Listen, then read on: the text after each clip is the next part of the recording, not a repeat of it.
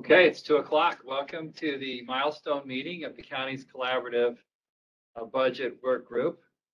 We spent the past few months gathering information about how the budget's put together, about our sources of revenue, and we've gone through some early conversations with different departments, and we appreciate the help of our budget director, Paula Kreidler, and sorting through all of this. In the county of 1 million people, the budget is certainly complex.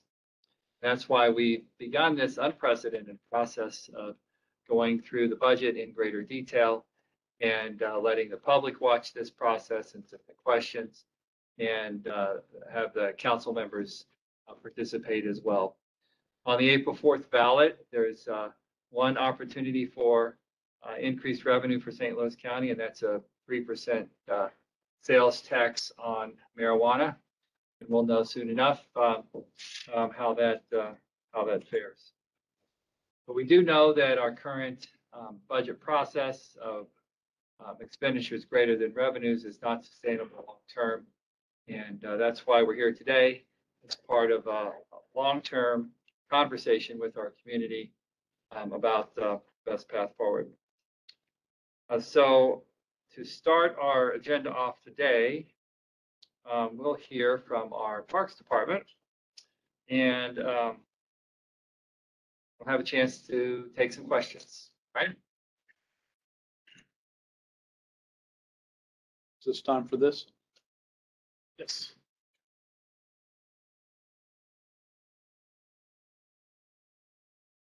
Okay, so the 2023 Park Department budget is, the adopted budget is $37.4 million. The Parks Department is mandated by charter to manage, maintain, and control the operations of all parks, park facilities, and parkways owned by and operated by St. Louis County.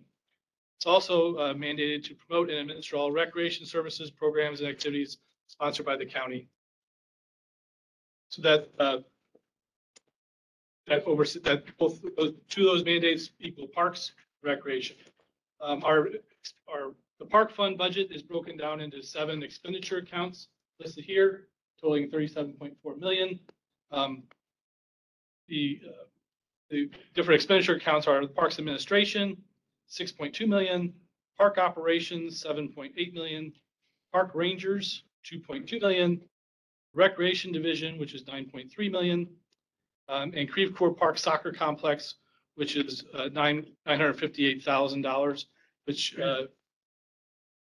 should be part of the Recreation Division, but it's a separate, for tracking purposes, we keep that separate. 2 other areas of expenditures are the Arch River sales tax projects and the Metro Parks tax projects. As you can see here, there was a lot more listed prior to 2021. There was 20 different expenditure lines. We combined those down into 7 lines in 2021. So everything under operations, it used to be broken down by north, central, and south. It's all been combined into one now. So, next slide.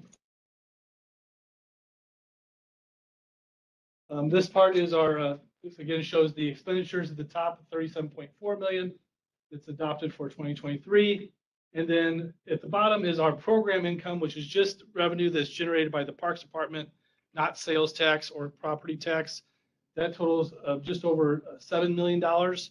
Additional revenues that the Parks Department brings in is $13.5 million in county park maintenance property tax, $8 million in Arch River sales tax, and $5.2 million in the Metro Park sales tax.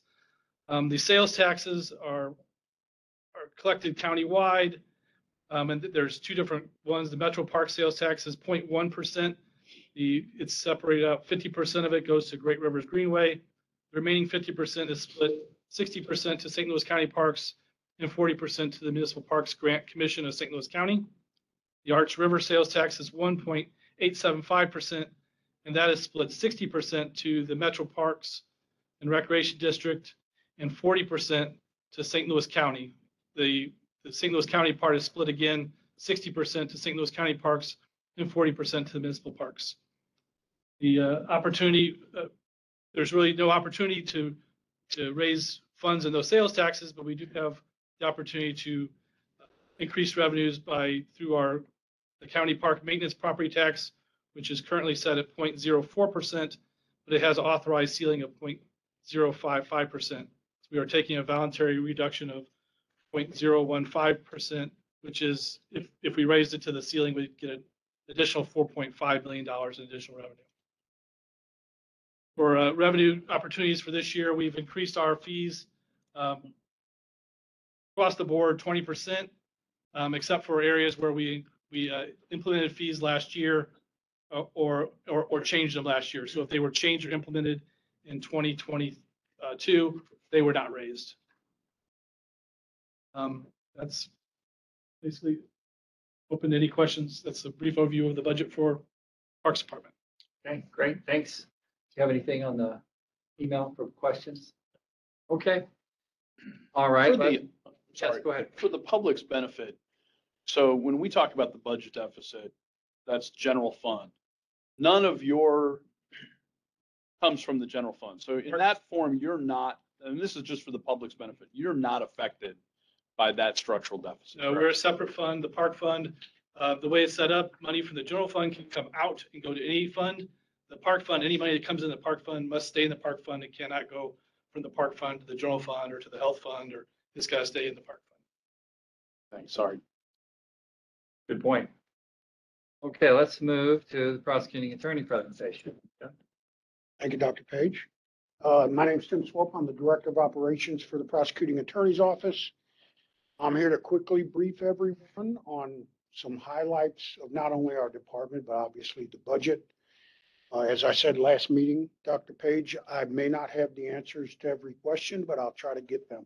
I owe Councilwoman Dunaway some information on comparisons to other prosecuting attorney's offices. We are compiling more contemporary information and should have that to her very soon. Our 2023 request, first off, a vast majority of our budget comes from the general fund. Our 2023 request was approximately 16 million. Ultimately, the council approved approximately 14.8 million. 90%, approximately 90% of our budget is dedicated to personnel. Don't have a lot of fat in our budget. The rest is operating cost. We have approximately 142 full-time positions in our office, approximately 70 of which are attorneys. And that includes the additional attorneys that were approved in last year's budget to keep up with increases of crime, which ultimately leads to more cases being brought to our office from the police department, as Colonel Gregory certainly knows. The additional attorneys were dedicated to some of the units that have been very successful in a very short period of time. Our violent crimes unit, which our attorney Ben Clute spoke about, and St. Louis County did on our last meeting. Just as well, our carjacking and auto theft unit, which has responded to a very difficult time that the police and the community is experiencing with car theft. Our satellite offices, which have been very well received. We have one in Florissant and one in Chesterfield as well. We would like to keep that going. And lastly, our organized retail theft unit, which has responded to a pretty drastic increase in the last year or two, maybe 3 years, in organized retail theft throughout the county. We have a couple other sources of revenue within our office, one of which is for our child support unit. It's all paid through the state. It's at no cost to the county. It's about $860,000. We have approximately 8 people assigned to that office, and it also covers our operational costs, so no cost. And then some other incidental fees that we bring in that account for less than $200,000. That's all I have. I can answer any questions. Thanks, Tim. Anything online? Okay. Right, let's move to our police presentation. Chief? Good afternoon, Chief Gregory, St. Louis County Police Department. I have an allocated budget of $168,906,000 and $320. With that fund, I'm obligated to support 5 divisions within the St. Louis Police Department, along with the Chief's Office, County Municipal Police Academy, and air support.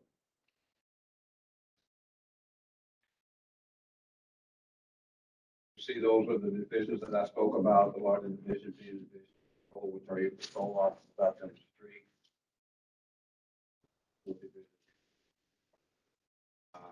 We generate revenue through contracts, reimbursement from the state through our fugitive response unit, revenue from the feds for reimbursement on overtime, and also draw fees for revenue from fees through record check, private security, licenses, and concealed carry to the tune of about $1.9 million. Any other opportunities that we have for revenue will come through our application with grants and rest to increase the fees. We study on countywide to increase the fees. I'm sorry, for services. We have the department, 1,265 police officers and civilians. The issues that we're dealing with now is mainly through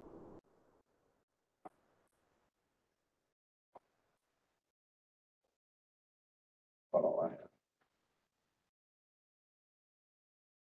Thank you, Chief. Have anything online? Okay, let's go to Justice Services.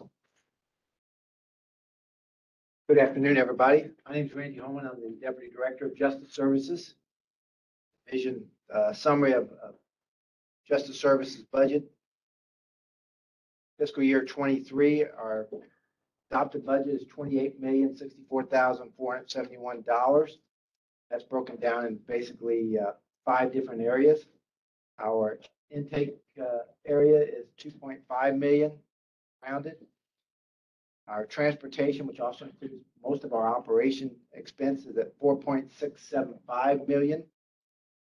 Our housing expense, which is mostly our salaries for our officers, is at 13 million. Our administrative cost is at 5.4 million. That includes all our supervisors, our command staff, and our administration team. And then community services, which is predominantly salaries as well for our caseworkers, probation, and pretrial workers. That is at $2,336,000. Go to the next slide. You'll see pretty much where that how that money is being spent, similar to what the police chief just said. Most of ours is spent on the housing area or our officers. 46% of our expenditures go there. Administrative costs are about 20%. Community corrections is at 18%. Transportation and operations at 17%. And our intake division, which is where we take our inmates in, is at 9%. Points of interest from a justice services standpoint, the population has increased since December 31st by about 160 residents. That requires the addition of minimum of 2 pods and almost 3. That requires an additional 30 officers to maintain that. So that's probably the biggest challenge that we're facing at the current time is officer staffing. I'll happily answer any questions you may have. Randy, how many vacancies do you have now for staffing? If you look at funded correction officer vacancies, we're right at capacity. I think at last week's meeting, we had 11 spots left, and we had 11 interviews last week. So we're pretty much at capacity. We do have a request in for a supplemental so that we can add some additional correction officers. We do have some non-correctional positions that we're not filling. There's a substantial amount of those. But right now, our real focus is on correction officers.